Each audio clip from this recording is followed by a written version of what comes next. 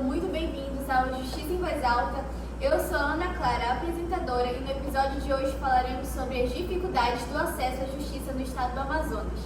E para essa conversa eu trouxe dois convidados, o Marcelo Dutra como especialista e Laura Beckman como comentarista. Vamos começar. Marcelo, quais são as principais minorias do estado do Amazonas e quais são as barreiras que elas enfrentam ao buscar esse acesso à justiça? Bom, Ana, a gente precisa falar que as principais minorias do estado do Amazonas são os indígenas, os ribeirinhos, os quilombolas e os seringueiros. São várias as barreiras que a gente tem que enfrentar, né? Como as geográficas, porque a gente tem um estado muito grande, que não tem cobertura de estradas, e a gente tem que percorrer caminhos muito longos para conseguir chegar nessas comunidades. E os culturais, pelo desconhecimento do sistema jurídico por parte dessas minorias, e a diferença linguística também, que vários povos indígenas não falam português e eles falam idiomas diferentes entre si, vários troncos linguísticos no estado do Amazonas, e pelo preconceito enraizado na nossa sociedade por parte dos servidores públicos, né?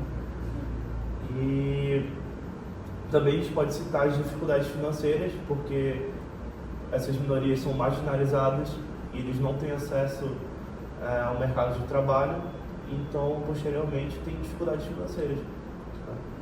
É importante a gente destacar que esses grupos são chamados de minorias porque eles apresentam especificidades próprias. Pode até haver uma confusão com o termo grupos vulneráveis, que também são vítimas das desigualdades, mas as minorias, elas possuem uma diferença cultural com o restante da sociedade. Então, o termo minorias a gente aplica a esses grupos de povos indígenas, comunidades tradicionais, ribeirinhos, quilombolas, porque esse termo diz respeito a grupos étnicos que possuem uma identidade cultural e precisam de proteção dessa identidade.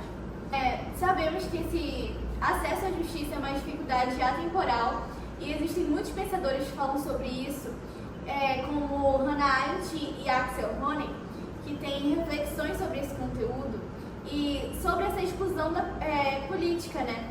Como essas exclusões políticas se complementam para explicar esses desafios das minorias? Bom, o Axel Honneth, ele entende que a identidade de indivíduo é a construção a partir do reconhecimento em três esferas: o amor, o direito e a estima social. E com a dificultação do acesso aos próprios direitos, as minorias sociais tendem a ser excluídas das discussões sobre a vida pública. E a gente consegue conectar isso com o pensamento da Hannah Arendt, porque ela evidencia a privação dos direitos como principal fator de exclusão política. O Axel Honneth fala que a identidade social e os direitos de um indivíduo não se estabelecem somente pela sua autoafirmação, mas também é necessário que eles sejam acolhidos pelo restante da sociedade. Daí a gente entra nessa questão que o Marcelo falou de reconhecimento. Então, se o Estado e a sociedade não reconhecem essas minorias, elas são automaticamente excluídas da sociedade. E é importante a gente fazer essa conexão com a Hannah Arendt, porque as ideias se complementam. Então, a Hannah Arendt, ela fala que o reconhecimento legal sem o pertencimento político não é suficiente. Ele também gera exclusão social. E um termo que a Arendt fala muito é sobre a pluralidade, que é um dos fundamentos da existência humana. Então, assim, a pluralidade no quesito de diferenças culturais, diferentes opiniões, e é necessário o diálogo na vida pública. Então, quando não tem esse diálogo no espaço político, ele é prejudicado e a democracia também. Outro ponto que eu acho muito importante ressaltarmos é que o acesso à justiça não se limita aos processos jurídicos, mas também como esses povos são reconhecidos, se suas histórias são ouvidas e o seu modo de vida, que é considerado na formação de leis e das políticas públicas. Porque a justiça verdadeira, na perspectiva arendtiana, passa pela inclusão de diferentes debates públicos, o que exige que o Estado não atue somente pela forma formal, mas também atue ativamente para construir esse reconhecimento das diversas sociedades que temos. Falando sobre esses obstáculos e sobre como a justiça pode atuar, existem 100 regras de Brasília, que são um conjunto de diretrizes que visam facilitar o acesso à justiça a grupos em vulnerabilidade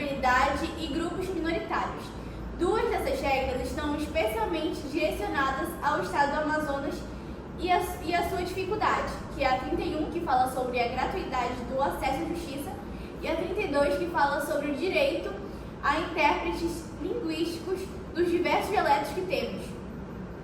Como essas duas regras têm sido aplicadas na prática amazonense e quais são os obstáculos que elas ainda enfrentam para ter a sua efetividade?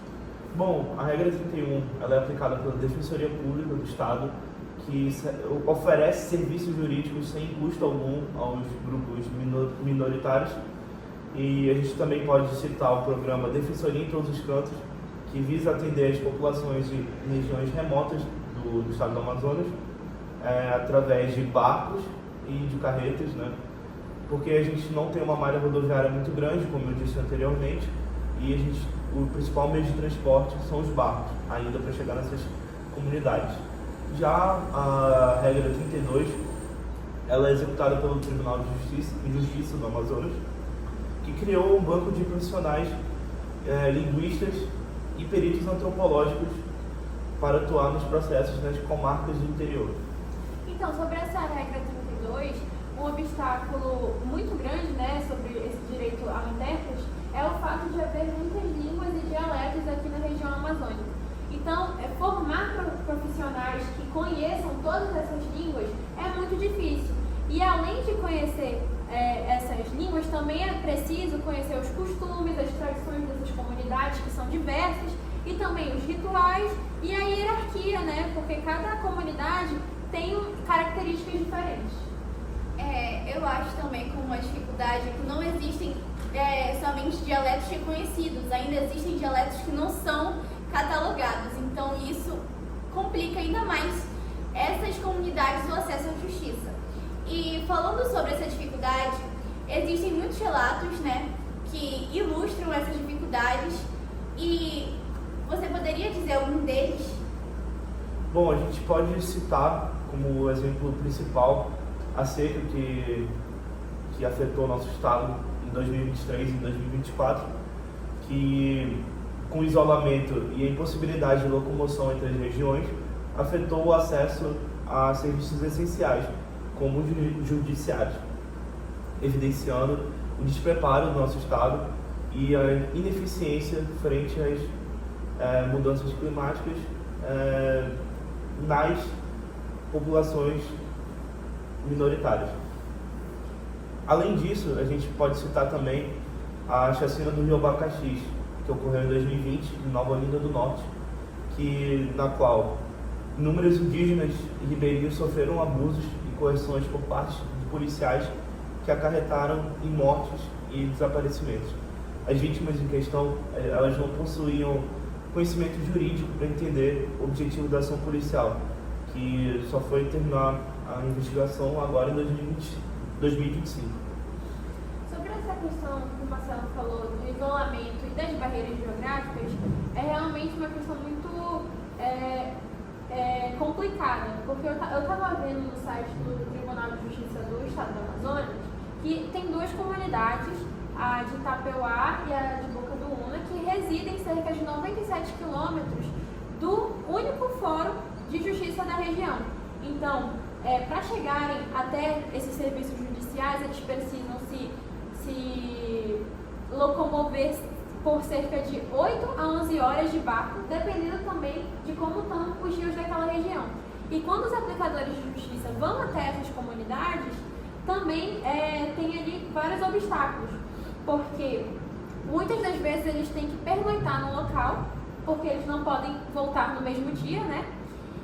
E isso, segundo eles, resulta no aumento dos gastos, né? Os custos são maiores e prejudica o acesso à justiça a todos.